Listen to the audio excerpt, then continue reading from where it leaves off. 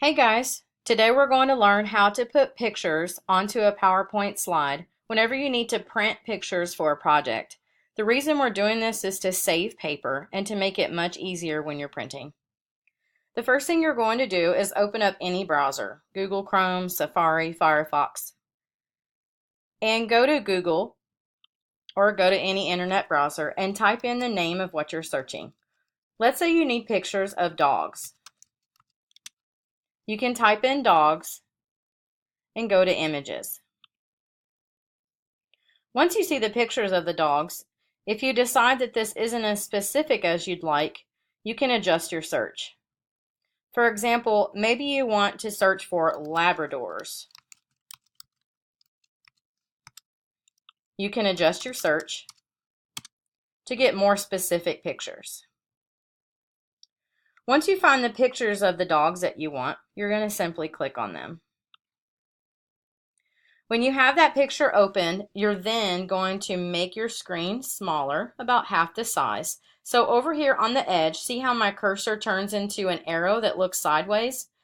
That means that you can now drag that over and make it smaller. What we're doing is we're going to kind of be multitasking. We've got our Google image search on one side and we're going to have PowerPoint open on the other. So now we're going to go to the Spotlight search and type in the word power to find PowerPoint. Once you see the icon, double click. And if you've never used PowerPoint or Microsoft Word before, you're going to have a setup feature that's not showing on mine because I've already used it. So just follow the instructions and try to enter as little information as you can to get through it quickly. Just keep hitting next and next until you get past it. Now, once you get to this screen, you see the orange line. That means it's selecting blank presentation. You always want to do blank to save ink. Then you're going to click Create, and you're going to be given a blank slide. If it comes up full screen, simply use the same arrow to drag it into place, and you're going to scoot this over to one side of your screen. Then you go back to your photo and see how the cursor turns into more of a Mickey Mouse hand? That means you're ready to move the picture. Just click on it, drag it over, and boom, there's your photo. Now from here, you can move it around. So the cursor goes in the center if you want to move it. But if it looks really small, like this one, you always want to resize from the corner. Resizing from the corner will give you the image without being distorted. We'll resize the image. If you try to resize from the edge, watch what happens. That doesn't look like it did before. Now it's distorted. We don't want that.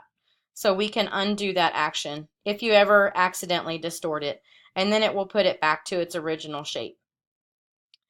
So let's say you need two pictures of dogs for your project. Well, two that are going landscape side to side are a little different.